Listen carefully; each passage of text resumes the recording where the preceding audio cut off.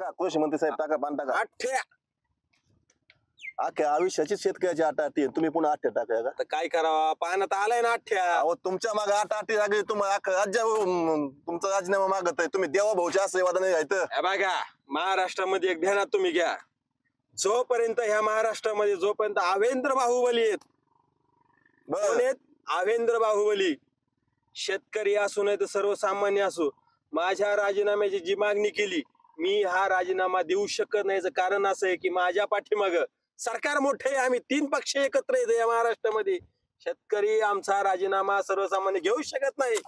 महाराष्ट्र राज्याचे कृषी मंत्री आदरणीय माणिकराव कोकाटे गेल्या काही दिवसापूर्वी सभागृहात ऑनलाईन रम्मी खेळताना कॅमेऱ्यात कैद झाले. त्यानंतर जे उठे वादळ आहे आणि त्यांच्यापासून जे शेतकरी झालेलो अपमान आहे, त्या अपमानाचा एक निषेध म्हणून आणि एक प्रतिकात्मक आमच्या शेतकरी म्हणून ज्या भावना येतात ह्या सरकारपर्यंत पोहोचण्यासाठी आज आम्ही आमच्या बांधव एक प्रतिकात्मक किंवा आमच्या भावना शेतकऱ्यापर्यंत, व्यथा शेतकऱ्यांच्या सरकारपर्यंत पोहोचण्यासाठी आम्ही एक प्रतिकात्मक एक पत्त्या खेळायला आदरणीय कृषी मंत्र्यांना आज आम्ही माणिकरावांना आमच्या सुलेमानदेवरा गावात आष्टी तालुक्यात माझ्या स्वतःच्या शेतात माझ्या बांधव बोलवलंय.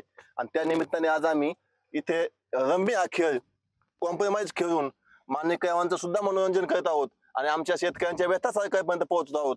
त्यामुळे आता हा याला कोणीही जुगार किंवा या कोणीही वेगळे काही 2 नंबर काही समजू नाही. कारण आमच्या तुमच्या व्यथा मांडण्यासाठी आम्ही तुम्हाला सभागृहात पाठवतो ना. सभागृहात आम्ही ज्यावेळेस तुम्हाला पाठवतो त्यानंतर तुम्ही जर तिथे रम्मी खेळत असताना आमचा समन्वय निवांत आणि मुक्त वातावरणात आमच्या शेतकऱ्यांसोबत तुम्ही रम्मी खेळा यावर तुम्हाला तो वेळ भेटू शकत नाही म्हणून आम्ही प्रतिमात्मक तुमचं एक बॅनर बनवलंय आणि तुम्हाला आज आम्ही खेळाडू म्हणून आमच्या समाविष्ट करून घेतोय.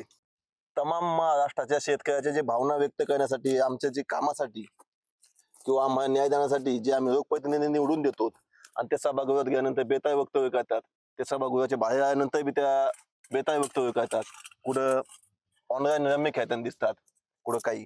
त्याचा एक प्रतिकात्मक निषेध म्हणून आणि आज आम्ही इथं जुगार खेळण्यासाठी म्हणण्यापेक्षा माणिकराव कोकाटे यांना आमच्या शेतात पत्त्या खेळण्याचं निमंत्रण दिलं होतं आणि त्या निमंत्रणानुसार त्यांच्यासोबत आज आम्ही पत्ते खेळलो होतो.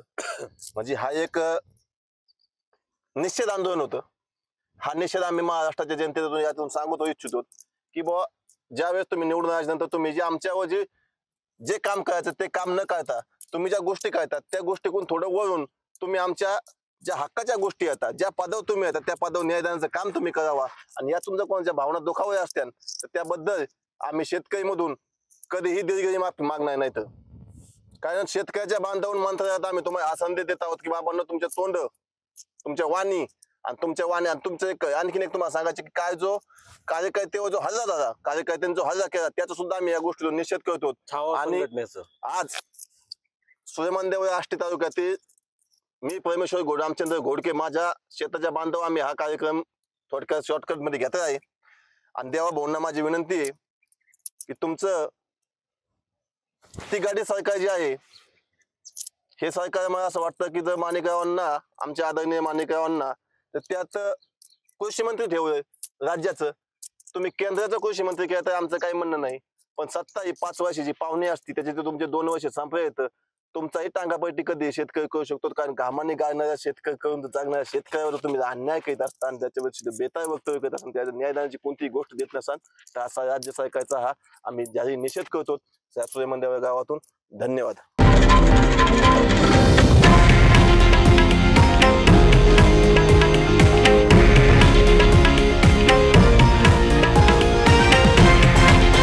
हे आहे देशातील नंबर 1 न्यूज नेटवर्क आणि आपण पाहत आहात TV9 मराठी, एकमेव.